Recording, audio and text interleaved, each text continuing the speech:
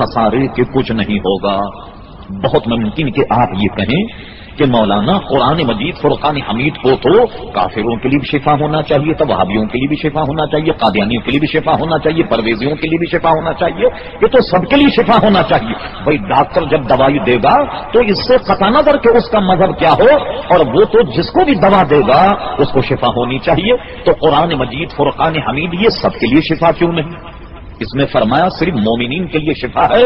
تو میں ذرا موٹے انداز میں آپ سے بیان کروں، مثال کے طور پہ یہ مولانا نظر محمد صاحب ہمارے برابر میں بیٹھے، یہ کہیں اپنے ملک گئے اور پنجاب سے اصلی گھی لائے، کہنے لگے بھائی تراب الحق صاحب یہ میں آپ کے لیے اصلی گھی لایا، یا کسی مقتدی کو یہ دے دیں کہ بھائی اصلی گھی کے فضائل اور مناقب یہ ہیں کہ جب تم یہ استعمال کرو گے تو یہ قبض کشادی ہے، یہ نظر کو تیز کرتا ہے، دماغ کی اصلاح کرتا ہے، معدے کی اصلاح کرتا ہے، اور آپ کا جو چہرہ ہے ماشاءاللہ اس کی رونق کو بڑھائے گا، اور بال سیاہ کر دے گا، اور چنی کرے گا، چنا کر دے گا، یہ کر دے گا، وہ کر دے گا۔ مولانا صاحب بہت بڑی انہوں نے تقریر کی اور گھی کا ڈبہ آپ کے ہاتھ میں تھما دیا۔ آپ اگر عادی ہیں روزانہ تیل اور ڈالڈا کھانے کے، اور آپ نے کہیں اصلی گھی کھا لیا، اور اصلی گھی کھانے کے بعد صبح فجر ہی کی نماز میں مولانا کو پکڑ لی، انہوں نے کہا مولانا صاحب آپ تو اس اصلی گھی کے بڑے فضائل اور مناقب بیان کر رہے تھے، ہم نے جب اسے کھایا تو رات میں تو پیچش ہو گئی، رات بھر اس کمبخت گھی نے ہمیں سونے نہیں دیا، یہ کیا مسئلہ؟ مولانا کہیں گے بات یہ ہے کہ آپ کا معدہ خراب ہے، اس میں گھی کا قصور نہیں، آپ کا معدہ خراب ہے، آپ چونکہ غلط چیزوں کے کھانے کے عادی ہو گئے، تو اصل چیز جب آپ کو دی جائے تو آپ کا معدہ اسی کا عادی ہو گیا، اس لیے آپ کو اس اصلی گھی نے نفع نہیں پہنچایا، اس میں گھی کا قصور نہیں ہے۔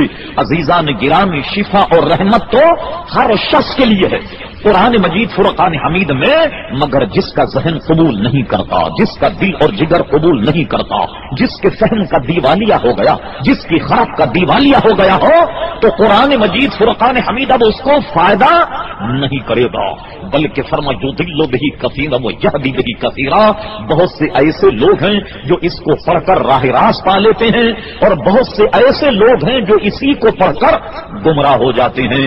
تو معلوم ہوا اس میں قرآن مجید فرقان حمید کا عزیزان گرامی کوئی قصور نہیں۔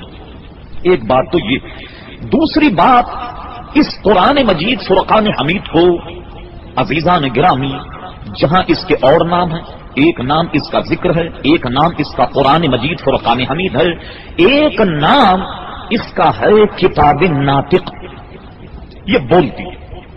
کیا مطلب ہوا بولنے والی یہ کتاب ہے؟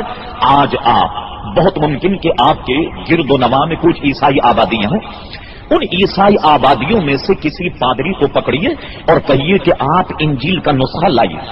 اچھا، انجیل کا نسخہ لانے کے بعد آپ انجیل سے چند سوالات کریں، دیکھیے انجیل آپ کو جواب دیتی ہے یا نہیں۔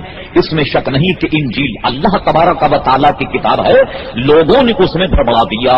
ایمان لانے کے اعتبار سے تمام کتب سماوی اور جو انبیاء کرام علیہ السلام کو صحف دیے جاتے رہے، ہم سب کا اس پر ایمان ہے، کسی ایک کا انکار بھی ایمان چلے جانے کا باعث بنے، مگر جو ان کے پاس کتاب ہے وہ ہمارے سوالوں کا جواب دے، ایسا نہیں۔ اب آئیے ہم اپنی کتاب پیش کرتے، قرآن مجید فرقان حمید، آپ اس سے سوالات کیجیے اور دیکھیے اس کتاب سے متعلق اسی کتاب سے پوچھیے، دیکھیے قرآن مجید فرقان حمید آپ کو ان تمام سوالوں کا جواب دیتا ہے یا نہیں۔ دیکھیے اب میں آپ کی طرف سے، تاکہ یہ بات ذہنوں میں راسخ ہو جائے کہ قرآن مجید فرقان حمید بے شمار خوبیوں کا حامل ہے، اور ان میں سے چند یہ ہے۔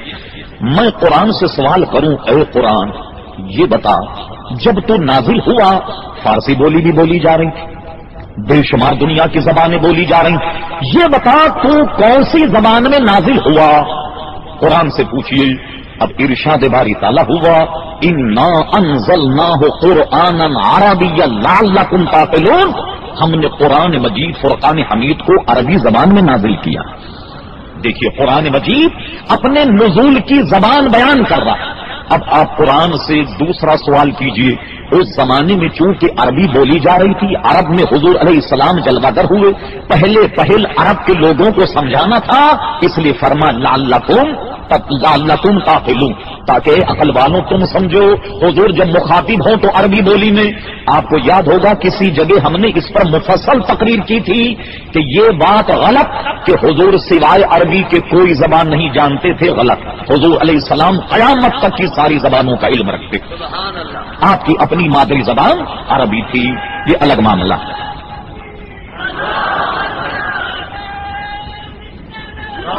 اب آئیے،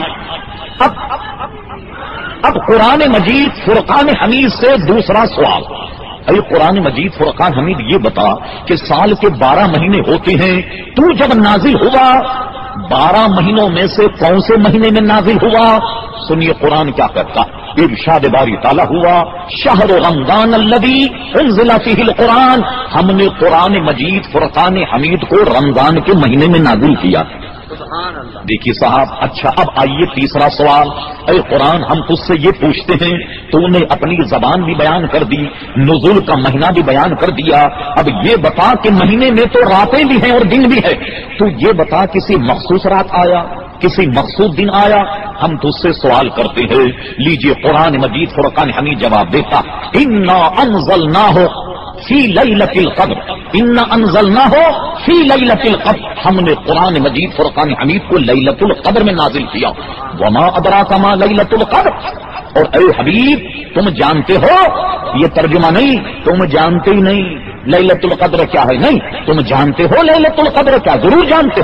لیلۃ القدر خیر من الف شہر، کہ یہ شب 1000 مہینوں سے بھی افضل ہے.